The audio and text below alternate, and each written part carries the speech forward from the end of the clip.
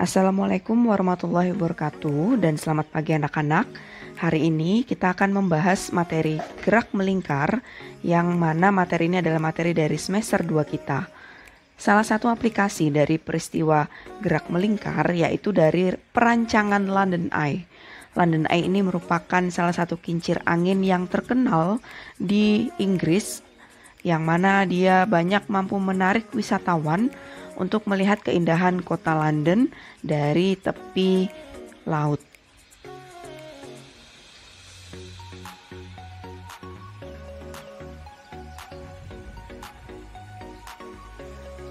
Dengan adanya kincir angin tersebut, kita bisa melihat keindahan seluruh kota dan juga mampu menarik wisatawan untuk berkunjung di kota tersebut.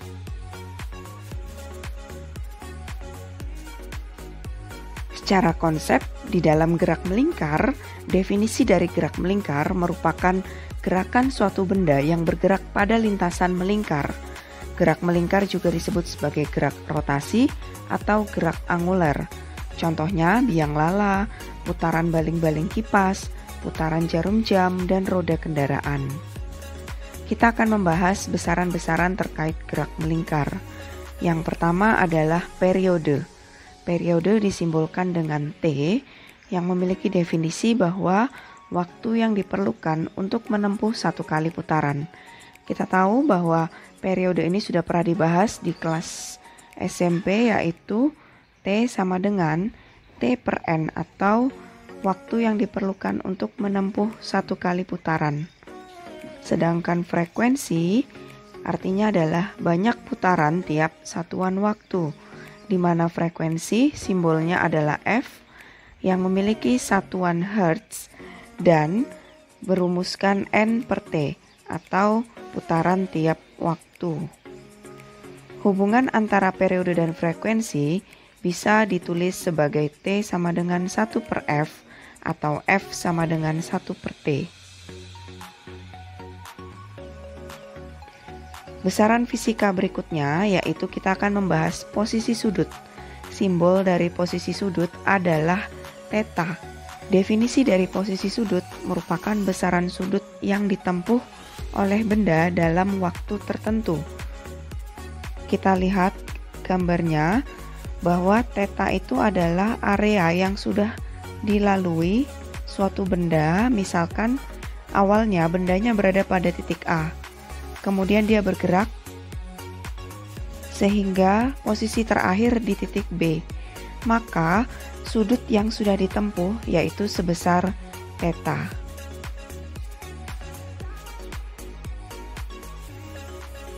Rumus dari theta adalah omega dikali T atau W hurufnya, yaitu omega dikali T sama dengan 2 pi T per periode. Omega itu adalah kecepatan sudut dan theta memiliki satuan radian. Besaran fisika berikutnya adalah kecepatan sudut. Simbol dari kecepatan sudut adalah omega, di mana rumusnya adalah 2 pi F atau 2 pi per periode. Kecepatan sudut merupakan besar sudut yang ditempuh setiap satu putaran. Dan satuan dari kecepatan sudut adalah radian per second. Analoginya dengan kecepatan linier yang biasa kita jumpai memiliki satuan meter per second. Sedangkan di dalam gerak melingkar, kita menggunakan satuan radian per second. Perlu kalian ketahui satuan-satuan dari kecepatan sudut. Ada RPM, rotasi per menit. Ada juga RPS, rotasi per second. Rotasi per menit artinya dalam satu putaran ditempuh dalam waktu tiap menit. Sehingga satu putaran itu senilai dengan 2 pi, yaitu 2 pi per 60. Sehingga satuannya adalah 2 pi per 60 radian per second. Sedangkan RPS senilai dengan 2 pi per detik. 1 detik yaitu memiliki satuan radian per second, dan satu putaran itu bernilai 2 pi radian yang senilai dengan 360 derajat. Berikutnya, besaran selanjutnya adalah kecepatan linier. Kecepatan linier ini berlaku pada gerak lurus. Kalau gerak melingkar, kita sebut sebagai kecepatan sudut.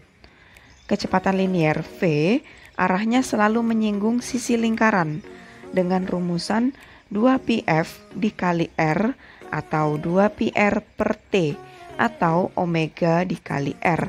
Satuannya adalah meter per second. Kita lihat gambar yang tadi, di mana letak dari kecepatan linier dan kecepatan sudut itu. Perhatikan, letak dari kecepatan sudut yaitu berputar seperti ini, omega. Tetapi kalau kecepatan linier, dia selalu menyinggung lingkaran V. Ketika di atas, dia arahnya ke kiri. Ketika partikelnya di sisi samping, maka kecepatan liniernya akan membawa benda itu ke bawah. Saat dia di dasar, dia akan membawa untuk ke arah kanan. Seperti itu.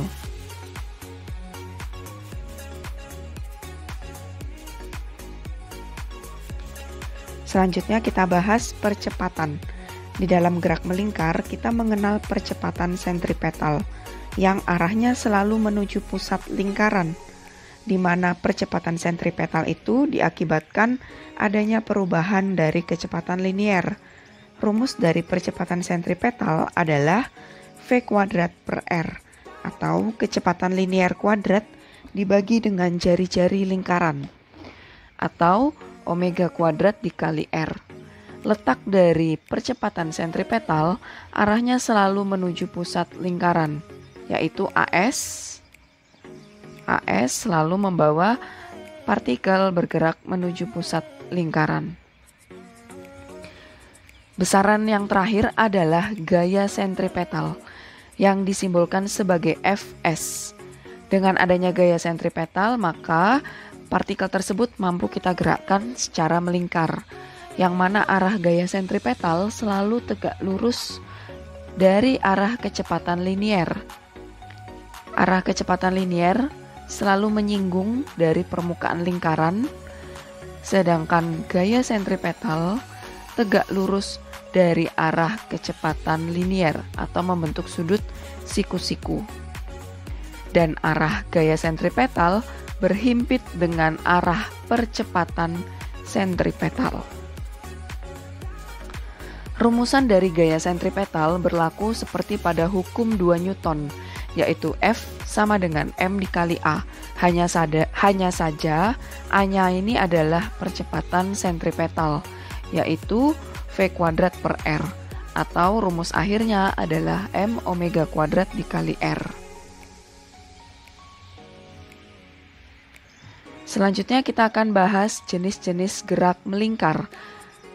Gerak melingkar terbagi menjadi 2 jenis, yaitu gerak melingkar beraturan dan gerak melingkar berubah beraturan. Contoh dari gerak melingkar beraturan yaitu jarum jam putarannya, kemudian putaran pada biang lala atau kincir angin, dan putaran pada kipas angin. Untuk gerak melingkar beraturan, perumusannya untuk menentukan kecepatan sudut merupakan selisih dari perpindahan sudut dibagi dengan waktu atau delta theta per T. Kalau kita rubah perumusannya, misalkan T-nya ini kita bawa ke kiri, maka perkaliannya menghasilkan omega dikali T sama dengan delta theta. Delta itu artinya adalah perubahan, sehingga perubahan posisi akhir dikurangin perubahan posisi awal, dan akan menghasilkan perubahan posisi akhir sama dengan theta 0 ditambah omega T. Berikutnya, ciri-ciri dari gerak melingkar beraturan. Tentu saja ciri-cirinya adalah lintasannya berbentuk lingkaran, kemudian T sama dengan theta. Artinya waktunya itu selalu sama perubahannya dan perubahan sudutnya juga sama. Kemudian kecepatannya selalu tetap, artinya kecepatan besarnya nilai V-nya itu selalu tetap. namun arahnya berubah-ubah. Di sini yang berubah-ubah adalah V dari kecepatan linier. Arahnya ke atas, ke kiri, ke bawah, ke kanan. Kemudian memiliki kecepatan sudut yang selalu konstan. Artinya punya nilai omega yang tetap. Itu adalah ciri-ciri dari gerak melingkar beraturan. Dan besar serta arah dari percepatan sentripetal juga selalu tetap menuju pusat lingkaran. Percepatan tangensial merupakan percepatan linier yang tentu saja di dalam GMB dia bernilai 0 karena gerak melingkarnya beraturan sehingga tidak memiliki percepatan linier.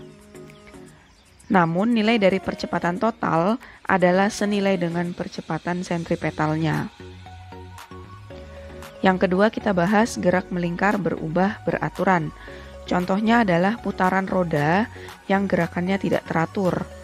Nah, ini perumusannya. Yang pertama, kita ingat analogi dari perumusan GLBB.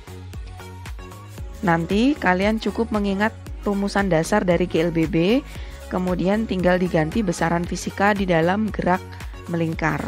Misalnya, kita langsung saja ke analogi gerak melingkar dan gerak lurus. Di dalam GLBB yang sudah kalian pelajari di semester 1, kita sudah bahas mengenai gerak lurus berubah beraturan untuk menentukan VT sama dengan V0 plus A dikali T.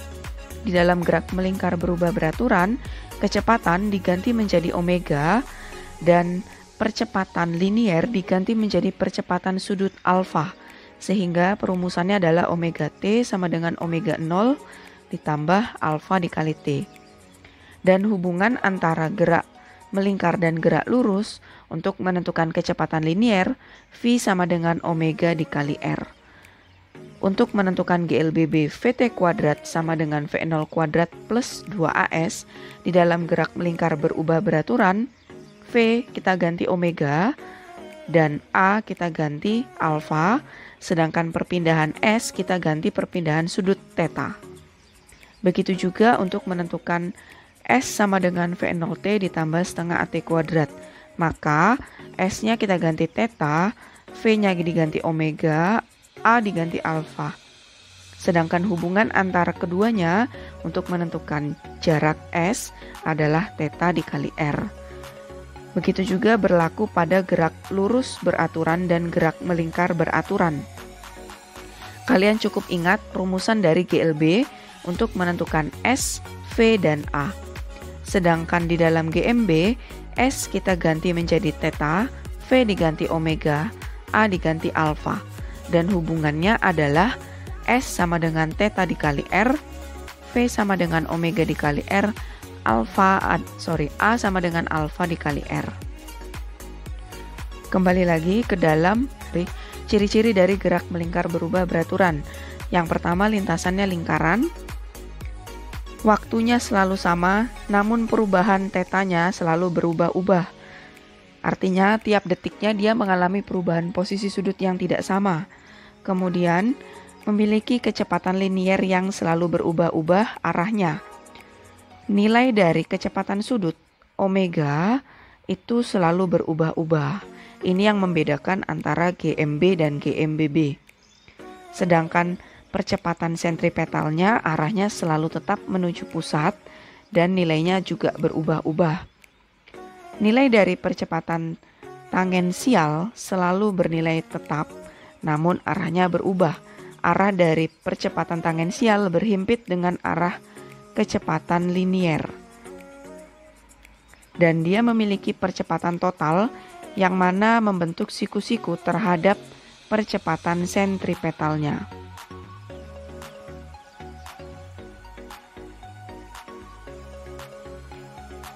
Yang terakhir, kita akan membahas hubungan roda-roda. Misalnya, pada kendaraan sepeda, biasanya banyak ruji atau rantai yang terkait pada gearnya. Nah, kita akan bahas bagaimana prinsip di dalam fisika pada hubungan roda yang sepusat.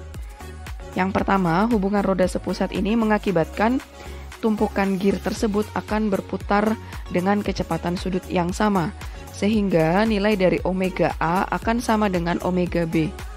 Karena nilai dari kecepatan sudutnya sama, sehingga kita uraikan omega itu adalah kecepatan linier dibagi dengan jari-jari suatu lingkaran, sehingga omega A sama dengan omega B, yaitu VA per RA sama dengan VB per RB. Berikutnya, bentuk roda atau bentuk gear yang dihubungkan dengan tali atau rantai, sehingga mengakibatkan arah kecepatan liniernya selalu sama. Mereka berputar dengan arah yang sama, namun kecepatan sudutnya tidak sama. Tentu yang lebih kecil akan berputar lebih laju, sehingga memiliki persamaan VA sama dengan VB, yaitu omega A dikali RA sama dengan omega B dikali RB. Begitu juga hubungan roda yang bersinggungan. Seperti ini, misalkan rodanya berdempetan, ketika dia berputar tentu memiliki arah kecepatan linier yang berlawanan. Di sini kita bisa tuliskan VA sama dengan VB, yang mana VA adalah omega A dikali RA dan VB adalah omega B dikali RB. Ketika dijumpai kasus yang dihitung roda giginya, maka kita cukup memasukkan nilai dari jumlah gigi pada roda tersebut. Jadi VA sama dengan VB, maka omega A dikalikan NA. N itu adalah jumlah gigi pada roda atau pada gear, sama dengan WB dikali NB. Baik, sekian mengenai konsep dari gerak melingkar. Silakan dipahami dari awal hingga akhir. Kemudian kita akan lanjutkan dalam bentuk latihan soal.